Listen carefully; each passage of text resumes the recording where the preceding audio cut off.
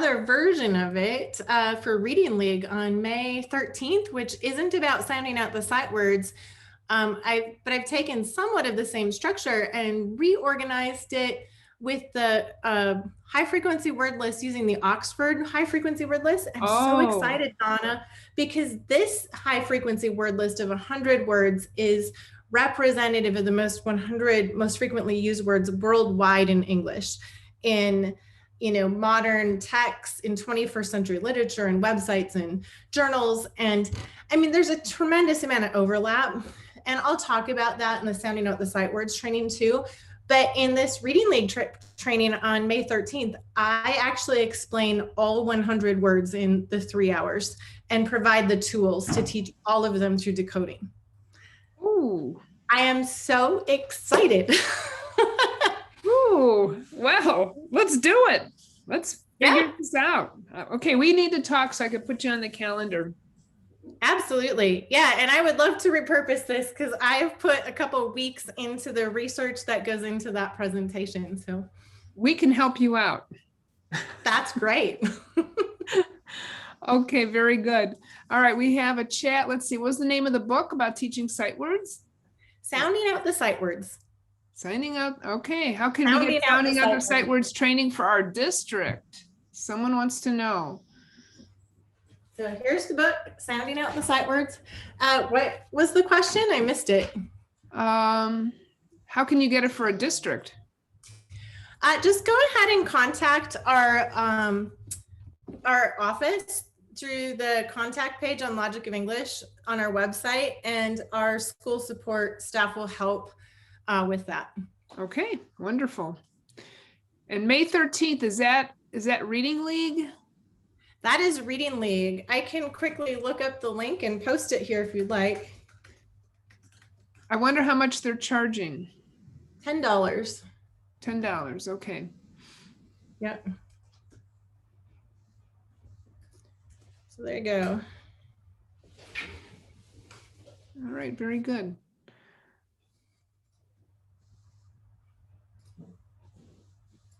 Okay, perfect.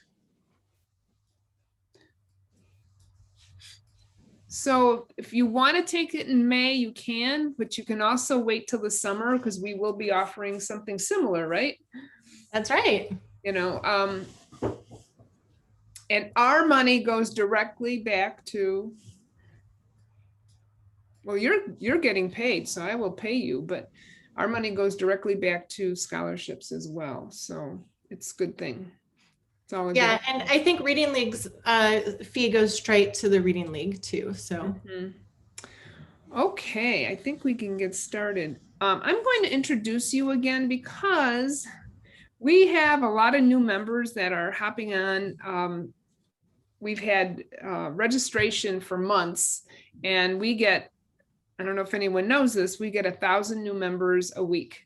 And so we have lots of new people that just keep joining. And because this registration was ongoing, we probably have some new members here. So welcome, everyone.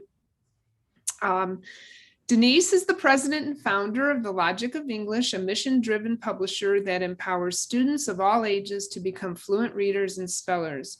Denise is passionate about providing all students access to evidence-based literacy education. When her son struggled to learn to read, Denise discovered that one of the core instructional tools used to help students with dyslexia is to teach them how English really works. Upon seeing her own sons go from non-readers to reading chapter books within months, she decided to write Uncovering the Logic of English, an award-winning book about reading. She continues her life work of sharing the power of knowing how English works by speaking, writing, and publishing. And we are so lucky to have you, Denise, for actually 5 months. It's been awesome. I've been enjoying it. And if anyone is trying to purchase Uncovering the Logic of English, it is sold out everywhere, including in our warehouse, but we do have some coming in the next 2 weeks. And if you order it from us, you'll get it faster than if you order from Amazon, who's also back ordered. But isn't that a great problem to have? It really is. And that is thanks to this group. I am quite convinced. So. Oh, we're happy to help you, and as you help us. So without further ado, Denise, Eide. Can you allow me to share screen? Oh, I thought I did already. Okay.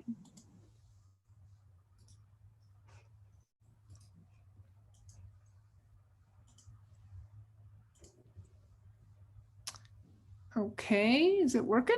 Your co-host. It is. Okay. All right. Do you all see my slides now? We do. Excellent. And if I put you here, are you covering the slides? Actually, I'll put you guys over here. All right. Well, welcome everyone. Tonight we are going to be talking about the science of reading from the perspective of how does the brain learn to read. And I want to just say, I am not an expert. I am not a neuroscientist. This work is really based on the work of Mark Seidenberg in language at the speed of sight, and also Tehane, is that how you say his name? Stanislaus, Reading in the Brain. And I became really fascinated with the neuroscience of reading because of the way it links into all of what we've been talking about systematic phonics, the way it links into my work with uncovering the logic of English. So I want to begin by just creating a big kind of picture of how the science of reading fits with the research that we point to really for everything. And that we really look back to the National Reading Panel research, where they reviewed 100,000 studies to determine what are the essential components to teaching reading effectively. And one thing I like to remind teachers is that you can find a scientific study that says anything, right? So one study does not make it a scientific study. Good science is a group of studies that are replicatable over time and over place and are all pointing at the same thing. And so be careful if someone just sends you a single study. Does that make sense? Because you need to know what is the body of science saying about how we teach reading. And the great thing about the National Reading Panel was that they were able to look at 100,000 studies, which is far more than any individual could evaluate, and say, what is this huge body of scientific research saying? And what they came up with was that there are 5 essential components of reading: phonemic awareness, systematic phonics, fluency, vocabulary development, and reading comprehension. And if you're new to the series, I have one of the sessions I did earlier in the sessions was about phonemic awareness. One was about systematic phonics.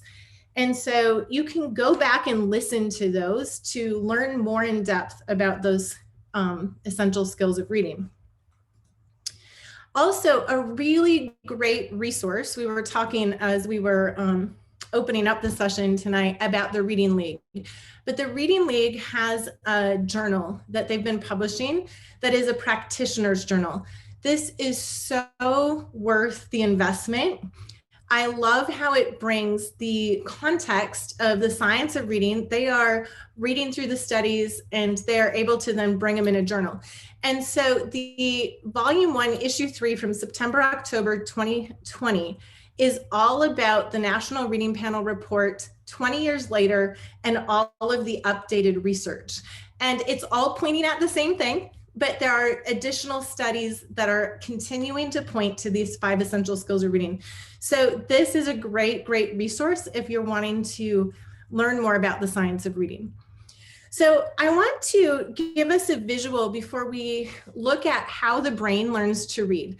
I like to think of phonemic awareness as the foundational skill. So we're really building a foundation in reading. And phonemic awareness is the understanding that words are comprised of individual sounds. And the most important phonemic awareness skills that correlate the most highly with skilled reading is the ability to segment and blend words. So the ability to hear k, at, and say cat. So that is the most important phonemic awareness skill. And if you lack this kind of foundational skill, you'll struggle with everything else. Then I like to talk about how students need to become fluent in phonemic awareness. And what that means is if you say ch, a, and they say chair, They're not fluent yet. They have the concept, but they're not able to do it quickly and automatically and fluently. So we'll see as we look at the neuroscience how those brain pathways are built. And as we practice skills, they become more and more automatic. And it's not just reading, right? If you think about how when a student or a child is learning to ride a bicycle, at first they're really wobbly, but as they practice, they become more fluent in that skill. So fluency in this case is the mastery of the skill of phonemic awareness to the point of automaticity. So you can blend and segment words automatically. On top of phonemic awareness is the skill of systematic phonics. And systematic phonics is an accurate written code which translates sounds into a visual image. And I really want to emphasize the word accurate here. So if you want to look back at the videos about systematic phonics in this series and the one about uncovering the logic of English, I will help show you what a systematic phonics looks like that's accurate. And students then need to become fluent in systematic phonics. That means that they can read and decode words fluently. And slowly they decode phoneme by phoneme, and then they become more and more fluent. So this is the mastery of the skill of systematic phonics to the point of automaticity. And be watching for this as we go through how the brain learns to read. There's some really great insights in the neuroscience of reading to how fluency is developed. So be listening for that a little bit later. The next skill is in the 5 essential components of reading is vocabulary development. And a lot of vocabulary development actually happens as we read because books have larger vocabularies than we tend to speak with. And vocabulary development, as we define it, is learning the meaning of new words and morphemes or units of meaning through direct and indirect instruction, and developing tools to discover the meaning of an unknown word. Then we have comprehension skills, which I define as strategies a reader may employ to better comprehend a text. Now, I want to put in context the 5 essential skills of reading. The rest of our education is built on these skills. So these are really, really important, and they form the foundation for all of our education. And because they're our foundation, I like to think of it like this.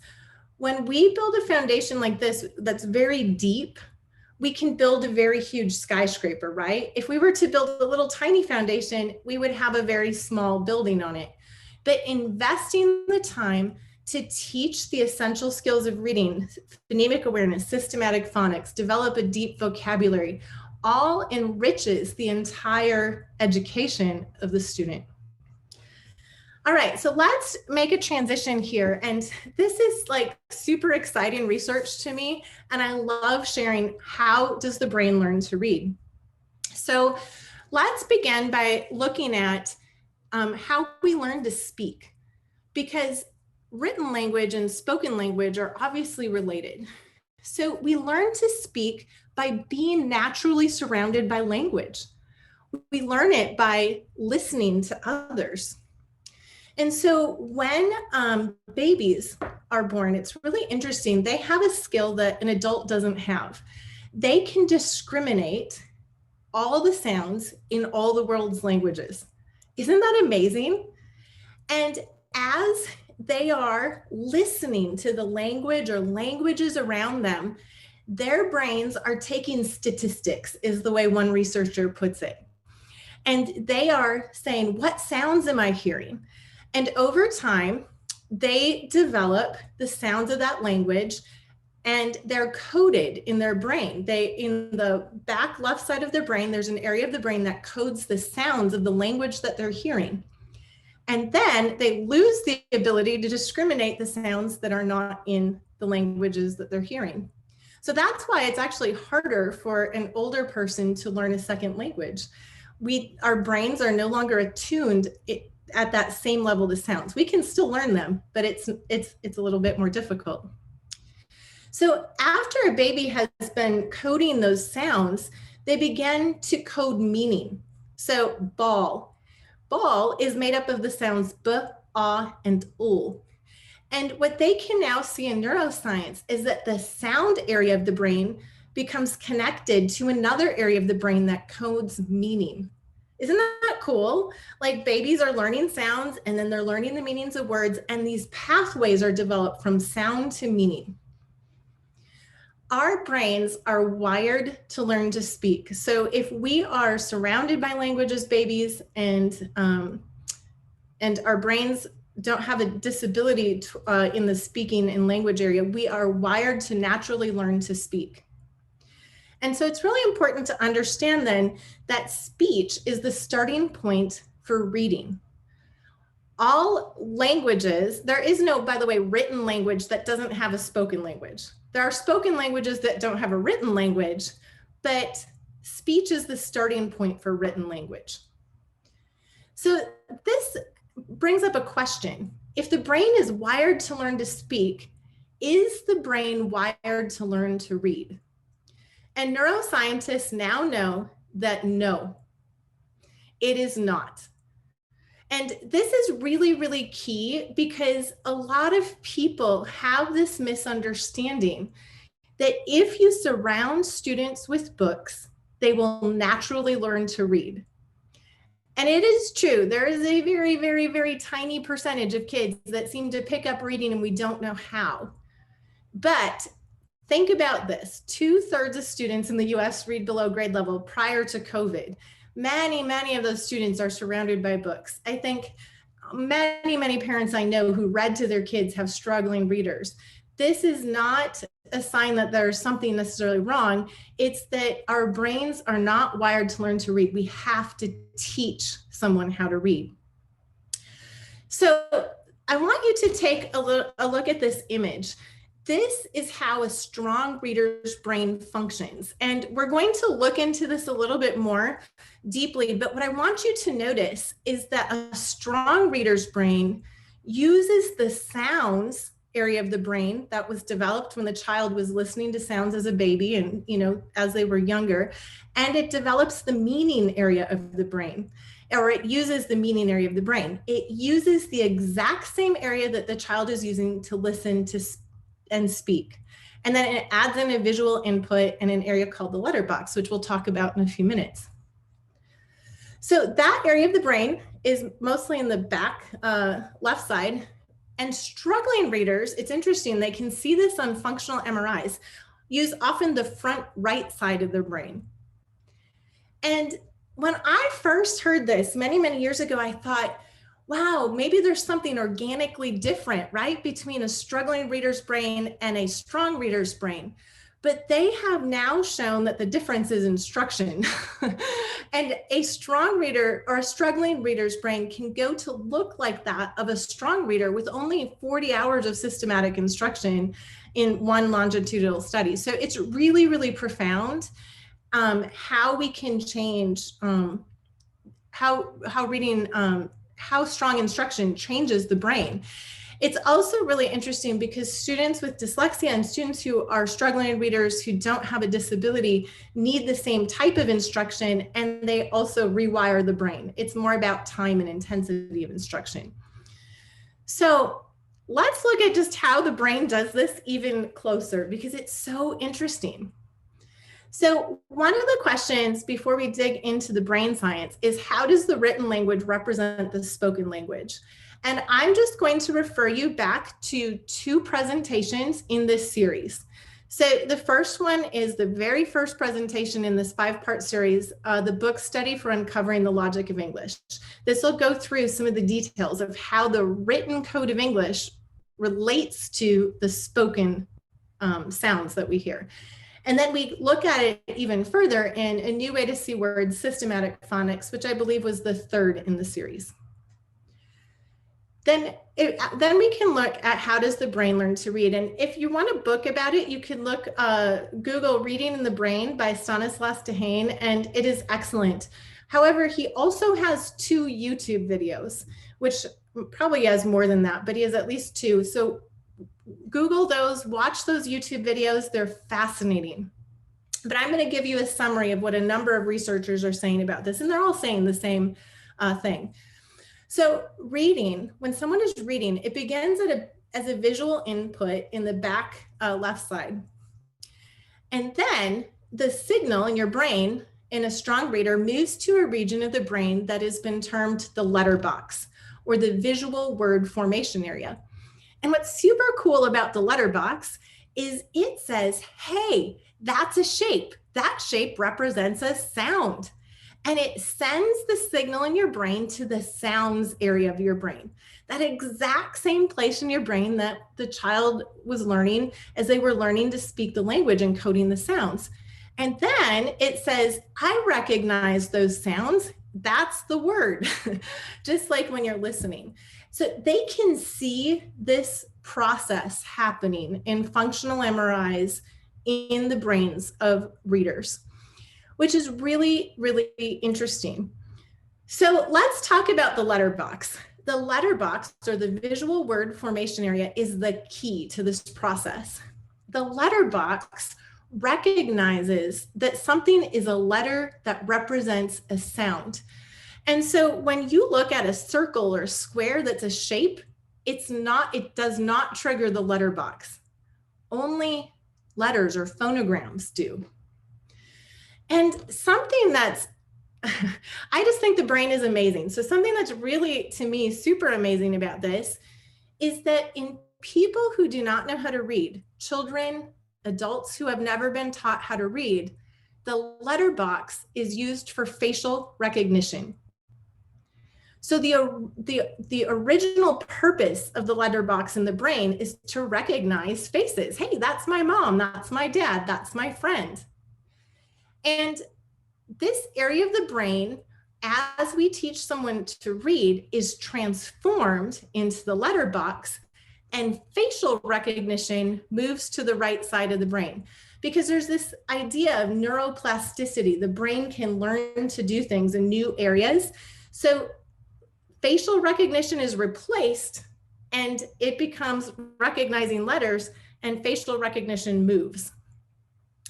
Now, if you think about facial recognition, your mom is the same person if you're looking at her from the left or as if you're looking at her from the right.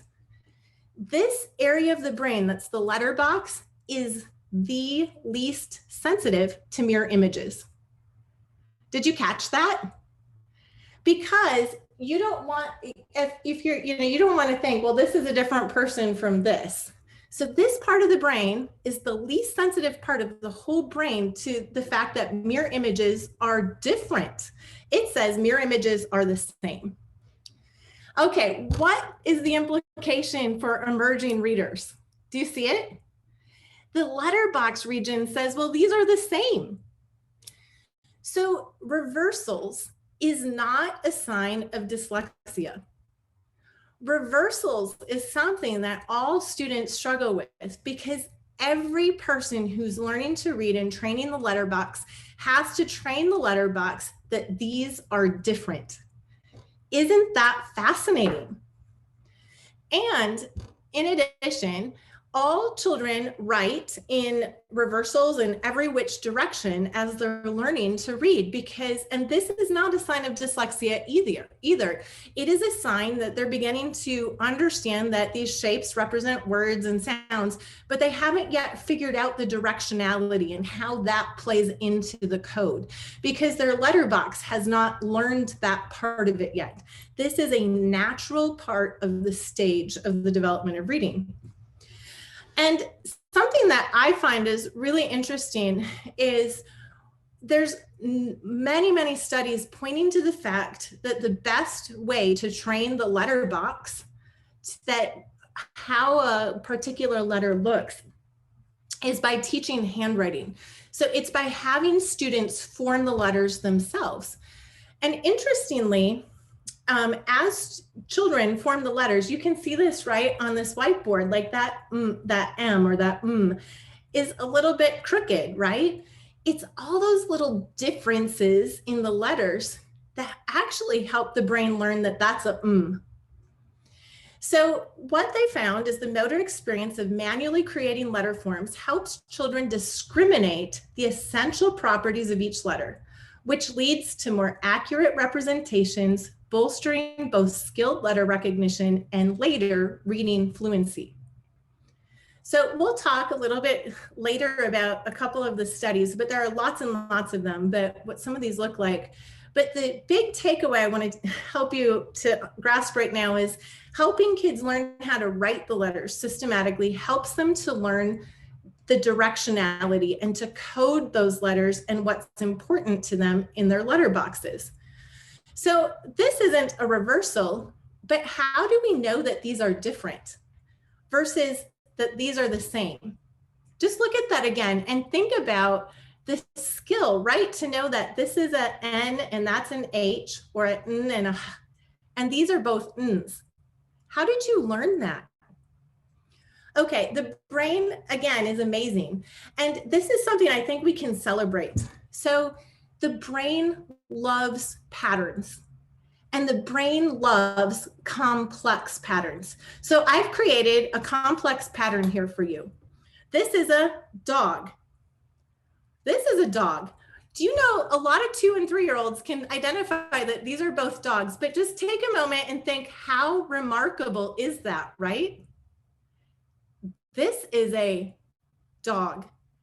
A preschooler will tell you that these are all dogs. This is a dog. Whoops. Here's a dog. How does a child do this? These are all dogs, despite their differences. The brain loves patterns. The brain loves identifying complex patterns. And so as children write, that's what they're doing. They're figuring out the complex patterns that are part of letters and that make those that N different from an H and that make those different font faces the same.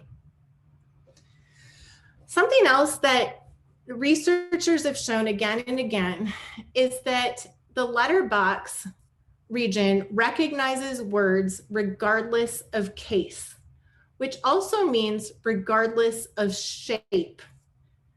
So you all can read this. And so this means that activities like this, where you are asking students to identify which word fits with the ascenders and descenders are completely useless. The brain does not use this to read because you can read this just fine. It is using the complex patterns of the letters and it knows its sounds. It's connecting these sounds, both upper and lowercase, to the sounds area and then to meaning. So this is in Chinese, and I think it says, I had soup for dinner. I don't know, I don't read Chinese. If you do, if you're in this call and you're able to read this, your letterbox is being triggered. And the thing is that every language in the world uses the exact same parts of the brain to read. But if you've not been taught that language, if you've not been taught that script, when you look at this, the shapes part of your brain is triggered when it sees this, not the letterbox. And it then does not connect to sound or meaning. Isn't that interesting? Also, some people like to show this. According to research at Cambridge University, it doesn't matter in what order the letters in a word are. The only important thing is that the first and last letter be in the right place. Okay, so people use this to say we don't read phonetically. That's actually not true. First of all, the first key that this is false science is that this was not created by Cambridge University. So that in of itself is false. And second, the fact that we can read this is actually the same thing as we were talking about the dogs. The brain is so good at patterns. There's enough of the language here. And I can't remember all of the exact research, but the flips are only 2 or 3 letters. You can't flip it more than that, and the brain can no longer decode it. So the flips themselves are very, very simple in this, which is why your brain can figure it out because it loves complex patterns. So just like this, it's able to do that because it can, just like it can identify these all as dogs. All right, so something else that is super interesting about the neuroscience of reading, and that is said by all of the researchers, is that once you have taught the letter sound correspondences, emerging readers can self-teach fluency. Did you catch that? So if a student has been taught the letter sound correspondences, then the emerging reader can self-teach fluency. Now, the trick here, and I want to be careful, is you need to teach how the language really works. And so you don't want to be teaching a partial phonics. You need to be teaching a complete phonics that makes every word decodable, not a partial phonics. So with practice, so what happens when we become fluent? How does the brain change?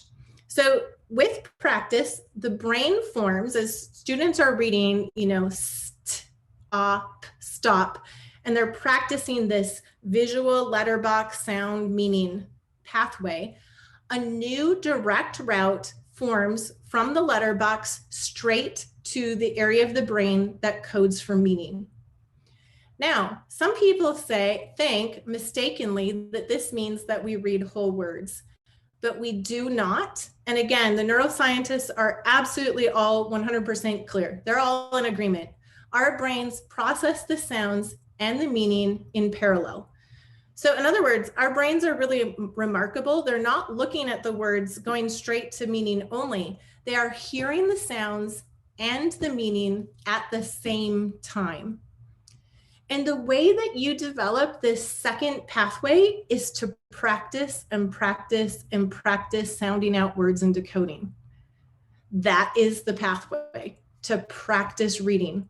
And over time, the student becomes faster and faster and faster because these pathways become bigger and stronger. And then it begins to develop a second pathway straight to meaning. And this sort of brain function is why we can read at the speed of sight, as Mark Seidenberg puts it, because our brains are able to do these things so fast. So beginning readers read serially, one phonogram at a time. I had soup for lunch. You've all heard this, right? And I want you to take this thought away with you. That is the brain forming these pathways. There is nothing wrong with that. That is a natural part of learning to read.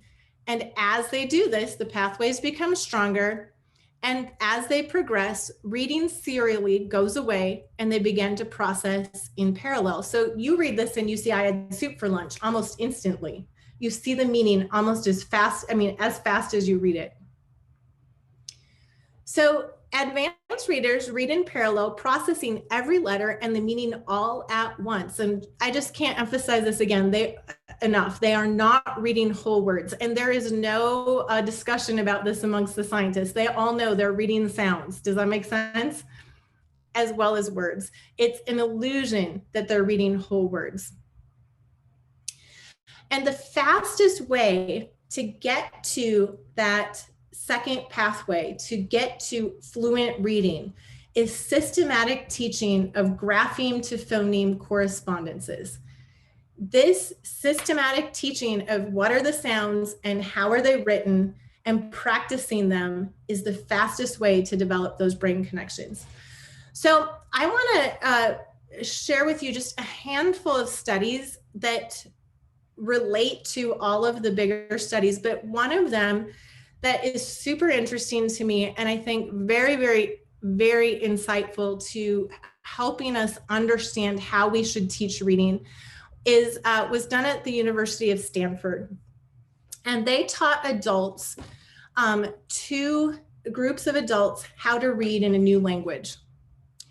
And the first group of adults, they drilled sight words by rote, whole words. Does that make sense? So they showed them words, they told them what they meant. And that's how they taught group one. Group two, they taught them the letter or the grapheme sound correspondences. So how are each of the sounds written? And they each had the same amount of time. And what's really interesting is group one, when they put them in a functional MRI, actually developed the struggling reader part of their brain for that language. Did you catch that? The group that learned whole words by rote developed how to read those words by using that front right part of the brain that is correlated with struggling readers. The group that they taught the letter sound correspondences to connected into the letterbox and the language areas of their brain, the same areas as strong readers. And I think this study is super fascinating because not only does it point to how do strong readers read, it begins to point to how, what kind of instruction develops the brain of struggling readers. And that is the instruction of memorizing whole words instead of teaching students how to decode them. In addition, when they tested these adults, this is probably no surprise, but the adults in group 1 could read the words they'd been taught, but that was it. Those were the words they could read. And the adults in group 2 could apply their knowledge to read even more words. So not only did they develop the correct area of their brain, they could apply this knowledge and read all sorts of new things. So another thing that's interesting, just really to keep in mind when you're going into your classrooms is what part of the brain are you instructing? And when students learn to read words as sight words, meaning whole words that you're drilling as the whole word, they are activating the front right part of their brain, which is correlated with struggling readers.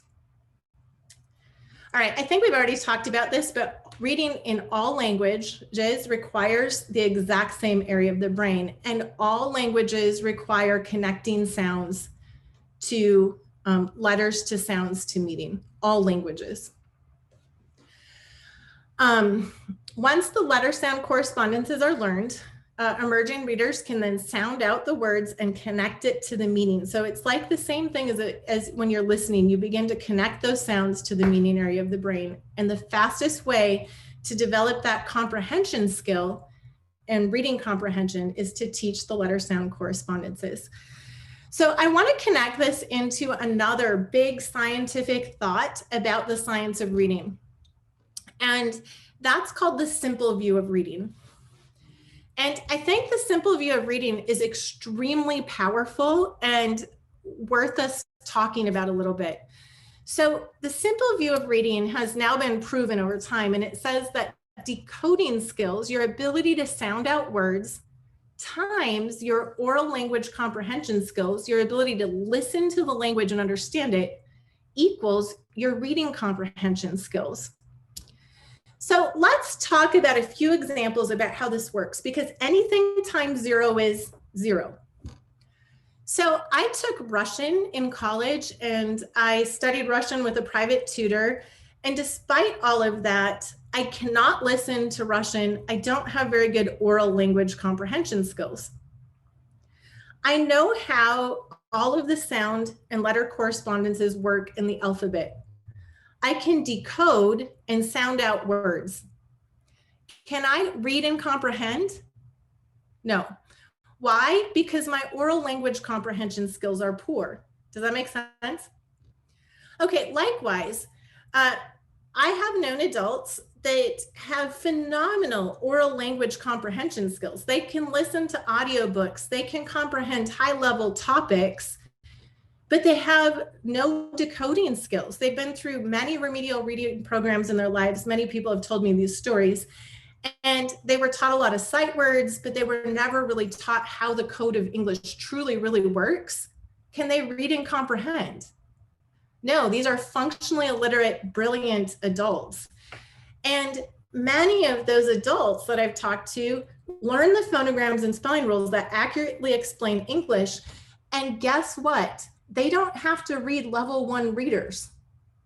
Why? They go straight to reading the novels and the books that they've been listening to, because they have now the decoding skills that allows them to unlock the same level of text as their oral language comprehension. This is amazing, amazing news, right? Because it means that you can keep working on oral language comprehension through audiobooks and discussion of text with a struggling reader, and then you can strengthen their decoding skills And it is going to feel like magic when those decoding skills catch up, because they're suddenly going to be able to read at the same level they can listen and comprehend. This is great, great news, because it's not like that sixth grader who can hear and listen and comprehend at a sixth grade level has to spend a year reading first grade, then second grade, then third grade books. No, they just need to catch up their decoding skills. And I hope that connects with you with how that's developing that letterbox and that pathway in the brain, right? And as soon as that pathway is well developed, you're there. If you want to learn more about the simple view of reading and the recent research, again, I'm just so excited about the Reading League Journal, but Volume 1, Issue 2, May and June of 2020 is all about the simple view of reading. It's a practitioner's journal. It will really help you to understand this concept that we only had a few minutes to talk about in more depth. All right, so what do you do when a student is not gaining fluency? They're just sounding out and struggling with words. We need to go back to the 5 strands of reading. Something is wrong. We have to go back and assess, do they have strong phonemic awareness skills? Many students who struggle to gain fluency, actually, if you ask them to say they can't say water fluently. If you ask them to blend they can't say computer instantly. You need to go back and develop their phonemic awareness skills, including with multisyllable words, because the ability to blend and segment multisyllable words is key to being able to fluently read multisyllable words. If they're able to do that well, assess their systematic phonics skills. And I can put a link into a set of complete skills for systematic phonics into the chat when I'm done. I have a little bit of a pause here. But it shows you all of the systematic phonics skills a student needs to really be able to decode any word. So maybe they're missing some. Maybe they have like 20 or 30% of the systematic phonics skills mastered, but nowhere near 100%. Another area can be vocabulary. You can think of second language students often struggle with this, right? Their vocabularies are not large enough. Like my Russian vocabulary is not large enough. Maybe there's a need to work on vocabulary. Maybe there's a need to work on oral language comprehension. If they're not understanding orally what you're saying, they're going to struggle with reading. And then another area with reading that Literacy How has been working on, and that I've been just following some of the research recently, has been grammar. And the interesting thing about grammar and the relationship to fluency that's coming out in the research is, if you think about the sentence structure in books, it's more complex than the way we speak. And so some students need more direct instruction just to understand these more complex sentences. You know, what is the subject and verb in the sentence, which is really about what is the heart of what the sentence is about. And so that can also be an area that can help reinforce and develop fluency if that student is not developing fluency by sounding out words and self-teaching. So let's start to wrap up here. What do we know? I want to empower you as teachers. I still remember hearing one of the neuroscientists speak at a professional conference and said, you as teachers can do what I as a brain surgeon cannot. You can rewire the brain through direct instruction. And I just thought that is amazing. Because you, by teaching systematically according to the science of reading, can develop the brain of a strong reader and a student who's been a struggling reader, even for decades. Also, we know that this is a settled science. So the scientists who study how we learn to read have no debate about this, and they have known this for more than a decade. The thing is we need to get this information out. And there is no dispute among the researchers. Where there is a gap is getting the science of reading instruction out to educators. And In fact, I was doing a professional development course for a really, really large charter school network. And I was sharing, I often bring their books, but I was sharing Mark Seidenberg's book. And she was like, I went to the School of Education and got my teaching license at the same university that he's teaching in. And I think, is he in the Department of Psychology? He's in a different department. And I bring this up to say what that means is the same university wasn't communicating this science across departments. So this is the gap we need to bridge. And this is the gap, by the way, that Donna's work is bridging here at this Facebook group, and that the Reading League is bridging. And it's so exciting that this news is getting out.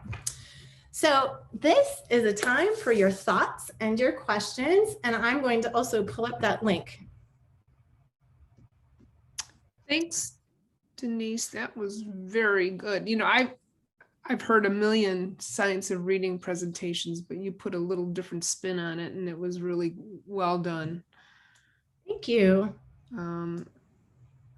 We had a couple questions. Oh, just a quick one. Will the slides be available?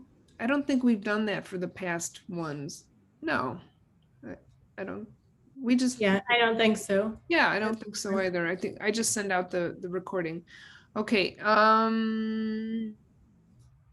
Is there a suggested order to teach the letters that will effectively train the letterbox? Yeah, that's a good question. Here, one moment. I'm going to copy this link with these skills in for you. Here you go. So these are systematic phonics skills. All right. There is not a particular order that phonograms need to be taught. And so if, as a curriculum developer, you will see that I teach them in very different orders depending upon the audience. So in Foundations, which is our elementary school or our kindergarten first grade program, I start with the lowercase letters, and we start, with the ones that are all formed in the same way for handwriting to help facilitate handwriting instruction. And then we begin to blend them into words. And in Essentials, I introduce all the sounds of A through Z very, very quickly because they're older students. But I also try to pick some topics very quickly that will be interesting to them, that they'll have aha moments with, because I want them to see that this works. Does that make sense? I want them to see it solving some of their questions about the language that maybe they stopped asking. And so really you can teach in any order. The guideline that I like to use, though, is to teach phonograms that are going to solve problems for the student, the most problems for the student quickly. So I like to introduce things that are going to help them read the most words or the most high frequency words quickly. So I hope that kind of helps, but you can really introduce them in any order. Mm-hmm. It's really dependent on if you're using a program, mm-hmm. what supplemental materials they have that reinforce that. So yeah, and that's actually, Donna, that's a really good point too, because one thing that I do feel strongly about is that students shouldn't be asked to read things that they weren't taught. Mm-hmm. So if you have a struggling reader, you need to give them decodable readers. But what makes a reader decodable? What makes it decodable is, have they been taught all of the concepts needed to decode every word in that book? And we talked about this in the systematic phonics training, I think last month, but all books are decodable when you know all the phonograms and spelling rules. Mm-hmm. So that's kind of an amazing thought to some people. We often think that only cat sat on mat is decodable. If you think that, I want to challenge you that maybe, well, you're missing some of the phonograms, some of the rules that explain the language.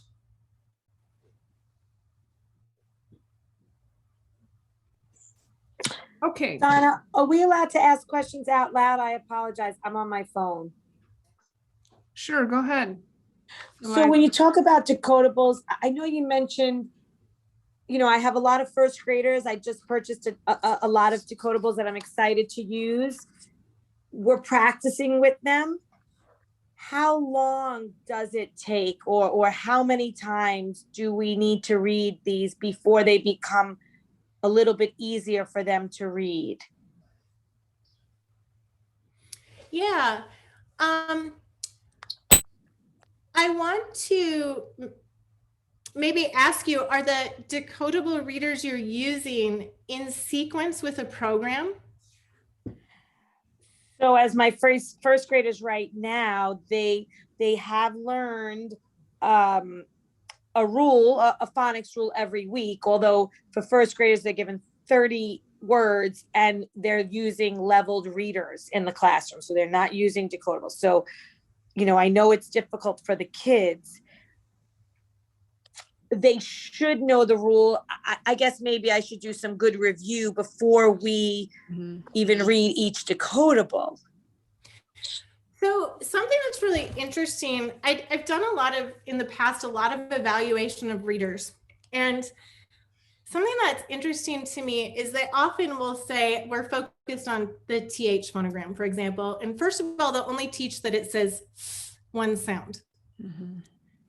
Well, a problem with that becomes that there are actually more of the Dolch words that use the sound th, as in that and this and those, than there are actually Dolch words that use the sound th. So my point being, sometimes we're teaching an incomplete, again, understanding of the language to students. And then the decodable readers do just take the sound th, but then they mix in words like was and the and are. But they've never taught the students why was says was. And by the way, just to shock you, was is completely logical. And I will explain it in the Reading League presentation when I go through 100 high frequency words and exactly why they're decoded the way they are in May. And Dawn and I have talked about redoing that here. But they sprinkle in words that the kids have never been taught to decode. But they just also sprinkle in words that use the focus concept. And I would say those are not decodable. Does that make sense? Absolutely. And so, go ahead. No, go ahead. I'm listening. Yeah. Yeah, and I think this is one of the big shifts that has to happen in reading instruction. And the reason I actually got into reading education at all was because when my boys struggled with reading, I suddenly learned all the phonograms and rules that explained English, because that was what was scientifically shown to help students who had, dyslexia or reading difficulties. And I was like, why isn't every student taught this, right? Because this is what you need to decode any word. And that is what Uncovering the Logic of English is about. And it is about the fact that we need a widespread revolution that everybody just knows this knowledge, because this is our language. We're working on it. What? We're working on it. Yeah, but the publishers don't know this information. I don't think I want to be clear. We all want kids to read, right? And I think they want kids to read. They're just not, they don't know the language well enough to create a better reader that says, I've taught kids how to decode was, now I can put it in there, as well as all the other words that use those concepts. Like is, right? Is another one that many kids misread. And yet S just says two sounds. It says in Z.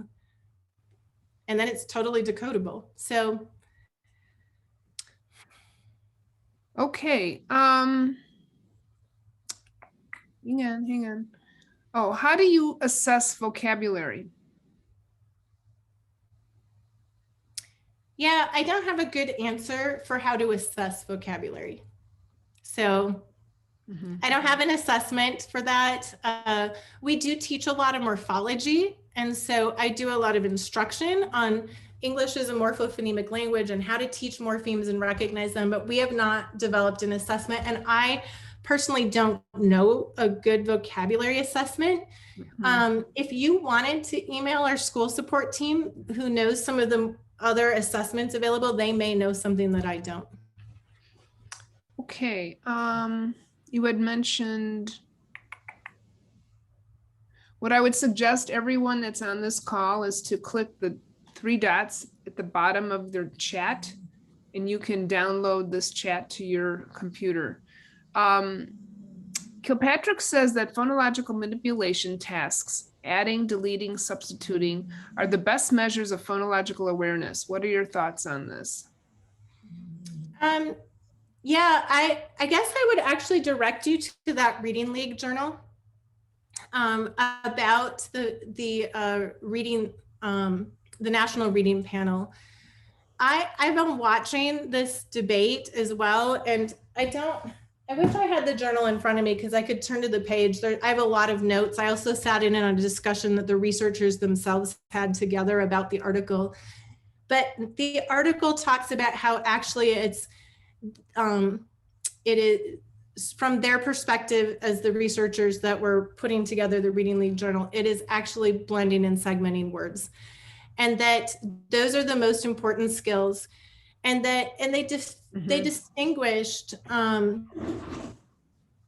phoneme awareness from phonological awareness. And I thought it was also really interesting. They put a number of skills as pre-reading skills in preschool.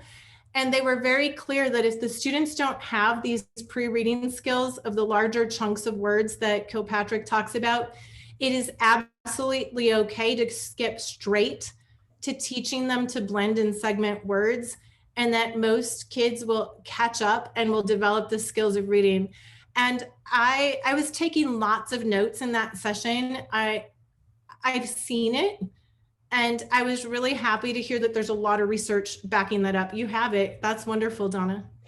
Yeah, this is the article by Susan Brady, and yes. She talks about phonological sensitivity, understanding that words are made of parts, understanding rhyme, and they're saying now that that is all great, but it's not necessary to make a kid a reader. And to make a kid a reader, you really need to focus on the phoneme level, beginning, ending, medial sounds, and then clusters, beginning clusters, ending clusters. And if you focus on that, and then the blending of those sounds, that's what helps people become readers. It's, there's some school districts who stop all teaching because the kid doesn't know how to rhyme. And that's really not the best use of their time. If a child can't rhyme, it's okay. Just move on and focus on the phonemes. Yeah, and absolutely. Blending. And that was a really good summary of what Susan Brady had to say. And I think all of this connects to what you see in the brain, right? Like students learning to say stir, eat, street. That is the pathway that's developed for reading. And so being able to practice those consonant blends, independent from reading helps them develop fluency as well. Practicing them at the beginning and the end of words, practice blending whole words.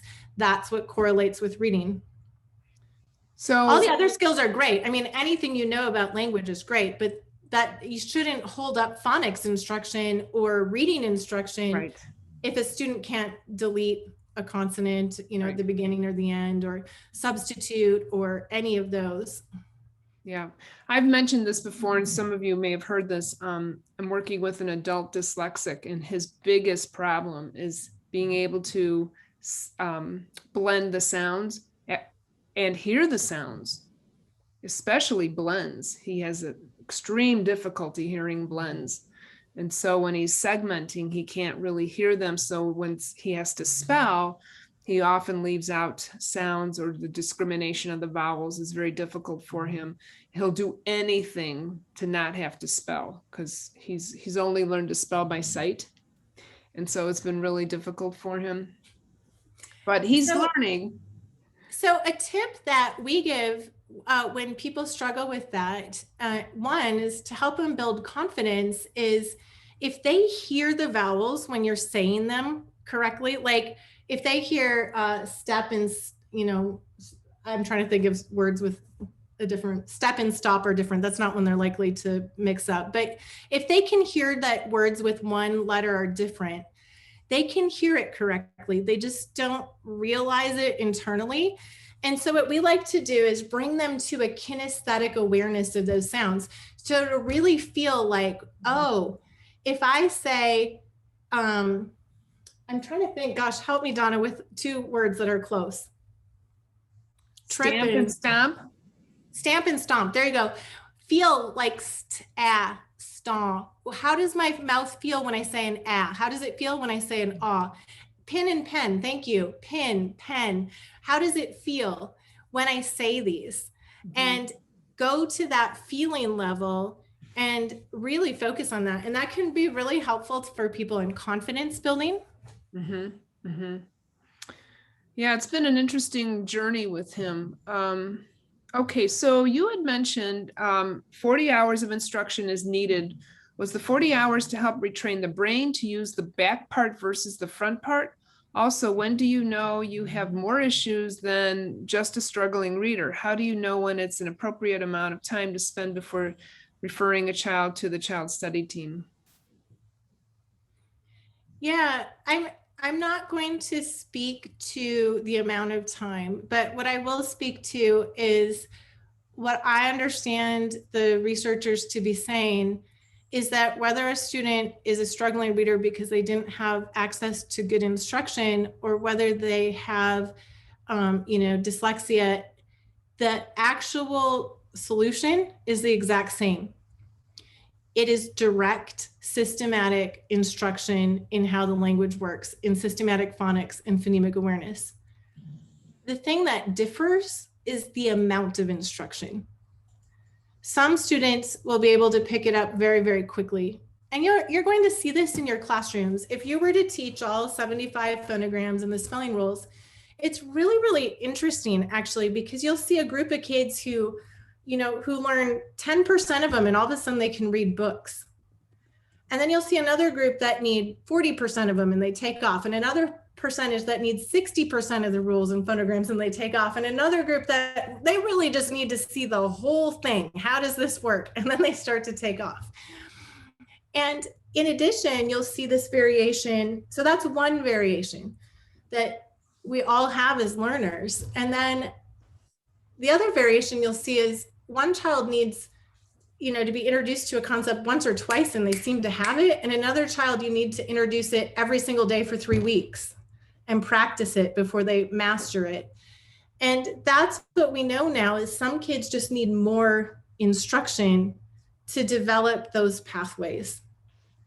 It's not different instruction, it's more. And what I would say our challenges as teachers is to make that instruction fun, so that the kids who need lots of practice are doing so through games and they're enjoying that practice. It's not feeling defeating. Does that make sense? That they're able to gain that practice while playing some games that practice the skills that they need. I was going to mention Dr. Pat Matthews, the video on the IDA webinar series. Have you seen that? She's a researcher that talks about interventions, and it was how many hours of instruction you can reverse. How did she put it? Normalize the brain. That's what she calls it.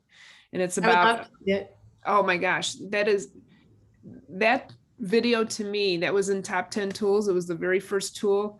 That was like, wow, that was so cool. And I think it's available publicly. It's on the IDA website under webinar series, Dr. Pat Matthews. It's overcoming dyslexia. That can't be overcoming. It's something about dyslexia. I would recommend everyone take a look at that video. There's 2 of them. Oh, I can't spell dyslexia this evening. So maybe if we're talking, I can look for that. But she talks about normalizing the brain. So again, if we do it early and we do it often enough and we get those kids right from the get-go, you can prevent dyslexia, or people want to say dysteachia. Okay, let's see.